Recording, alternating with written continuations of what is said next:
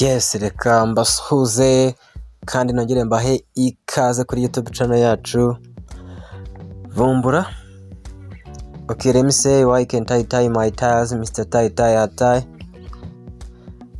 And reka nshimire abantu bose baturuka mu nce zigiye zitandukanye bagenda bakorera kuri iyi channel yacu, ndetse bakagenda bahungukira ubumenyi bugiye butandukanye muri cryptocurrency, by'umwihariko nk'uko muri kubibona imbere yanjye. Uyu munsi tugarutse gukora ubusesenguzi bwimbitse kuri ya coin nshyashya, ya coin twese turi ku mininga, kandi tukaba twiteze ko izajya ku isoko ikagenda itugira abaherwe. Yes guys, uyu munsi mushobora kwibaza ngo ni ihe topic tugiye kuganiraho. Topic zo ni nyinshi, ariko by'umwihariko uyu munsi ndashaka ko tuza kunyarukira hariya haruguru, tukaza kureba ku cyo bita support portal. Kuri support portal hari ibyo mugomba kwitondera, ndetse n'uwagira ikibazo akaba yamenya uko yagenda akibaza bitewe n'ibisobanuro tugiye kubahereza muri kano kanya muri kino kiganiro. Yes guys, reka ndeke gutinda rero, reka tunyarukire hariya haruguru muri aho muri kubona hariya kuri buriya budomo butatu.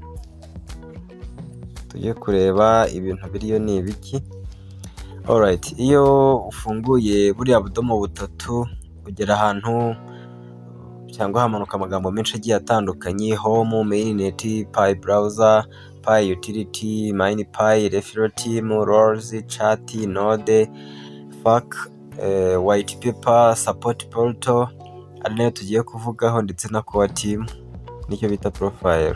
Ndetse munsi bakakwereka mbuga nkoranyambaga zizewe zijyanye n'uyu mushinga wa Pi Network ushobora kugenda uboneraho amakuru agiye atandukanye. Alright, muri iki kiganiro cy'uyu munsi rero tukaba tugiye kwibanda aha bita muri support portal. Yes guys, reka mfungure support portal yanjye turebe icyo turi busangeyo.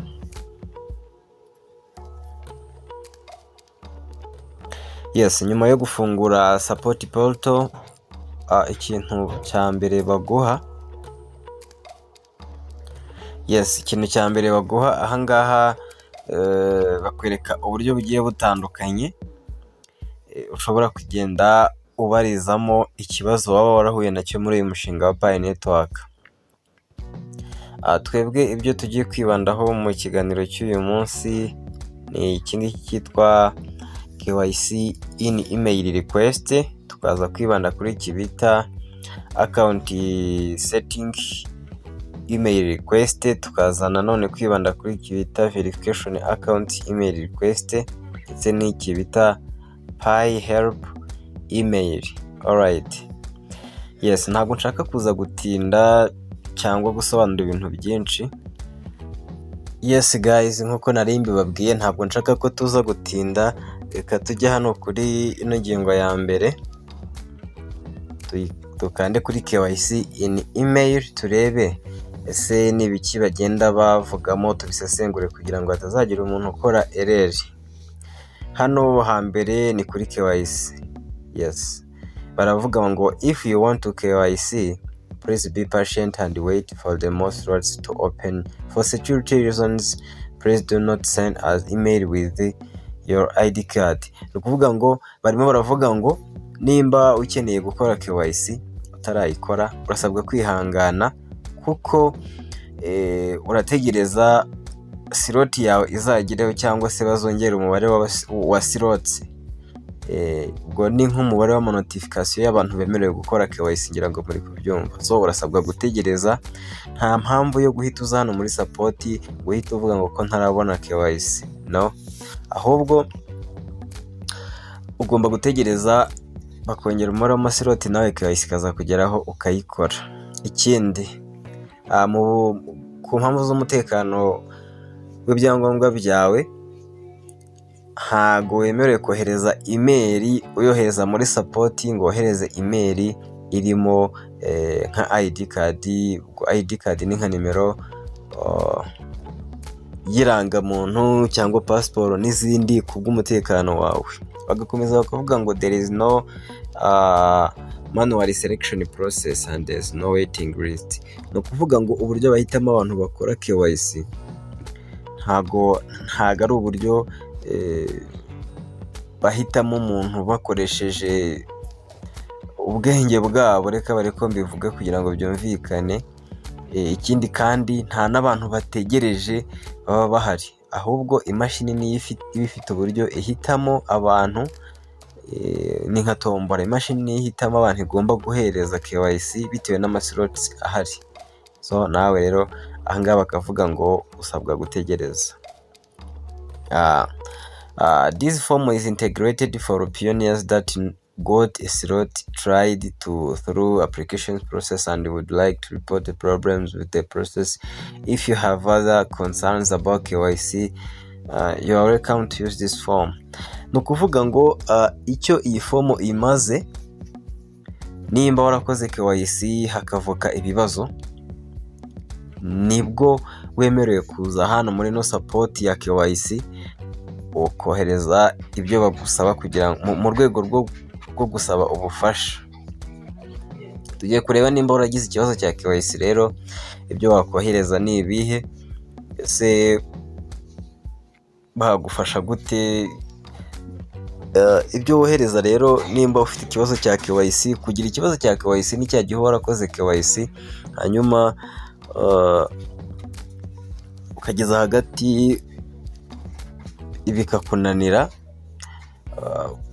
ubwo ukavuga ati nzagerageza ubutaha, wajya kubigerageza ugasanga byagiye, cyangwa ugakora KYC ikarangira ariko ntibakuverifiye. Ahangaha rero nibwo wemerewe kuza gukoresha buno buryo. Yes. Hano rero icya mbere no gushyiramo email yawe. Ikindi username. Kubona username ngira ngo turabizi twese, ni ya username ukoresha iyo uri gusharinga utumira abantu. Ngo what country are you access the app from, igihugu turukamo, muri make ni Rwanda. Hanyuma phone model, ese telefone yawe ni Tecno, ni Airtel, ni iPhone, ubwoko bwayo. Hanyuma Android or iOS.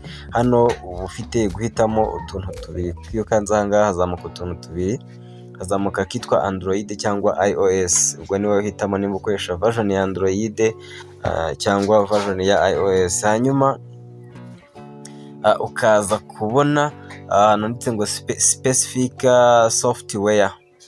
No kuvuga ngo Android yawe cyangwa iOS yawe ifite version ya kangahe, nicyo hano bashatse kuvuga. Ushobora kuba ari Android 8.75 urugero, cyangwa se kangahe ntazi. So ukabyuzuzamo byose.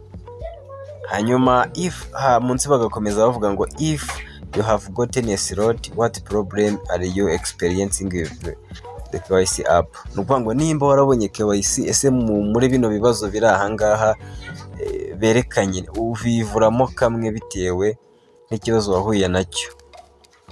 Hanyuma akambere kakavuga gati I have a report related to KYC validation state.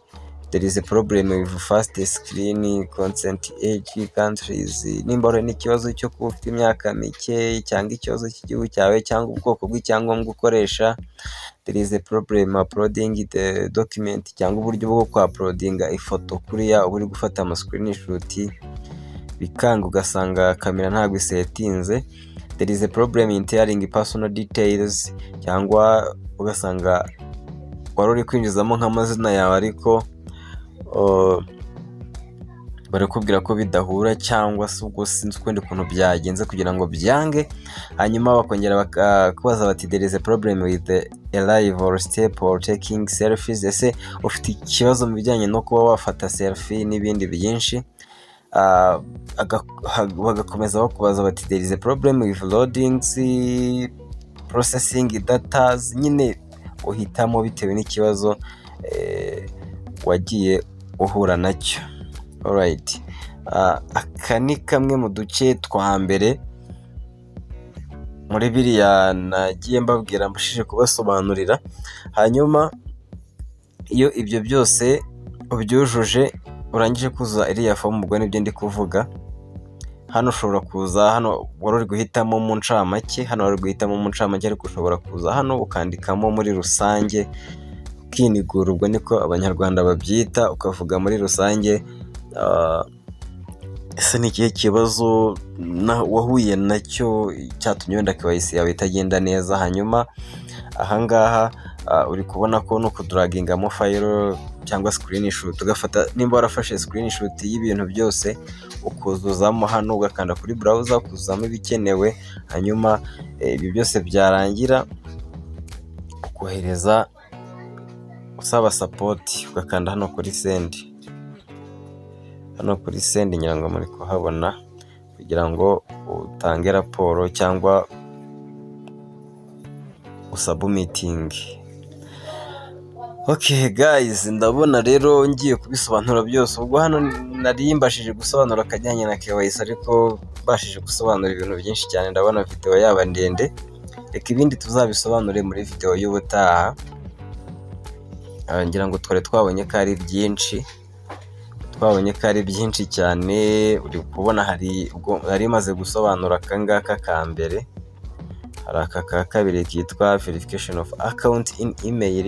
Nimba waraverifiye konti yawe ukoresheje email bikaza kwanga, na hano hari uburyo nyine watangamo ikibazo bakagenda bagufasha.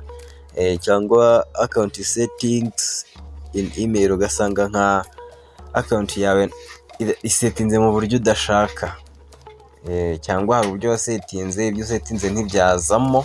Ushobora kuza hano naho ukagenda usaba support cyangwa ugasaba ubufasha muri rusange, nabyo ubinyujije muri email. Okay guys, ndakeka ibi byari ingenzi kubimenya no kubisobanukirwa no kumenya aho wabibonera. Nizere ko mbahayeho overview, mbahayeho hint, namwe nk'abantu basobanutse turi kumwe muri uyu mushinga, ndazi neza ko hari icyo mwajyaho mukandusha, kuko nta muntu umenya byose. Yes, ubwo reka mbashimire, mbibutsa nanone nimba mutarakora subscribe kuri channel yanjye Vumbura, ko mwakora subscribe kugira ngo buri uko tuuploadinze video cyashya mujye mubasha kuyibona. Kandi ndazi neza ko buri video tuuploadinze iba ifite ikintu isobanuye ku bantu bizera cryptocurrency, ndetse akaba bizera ko zishobora kugira urwego rumwe zibavanaho zikagira urundi rwego zibagezaho. Okay, thank you.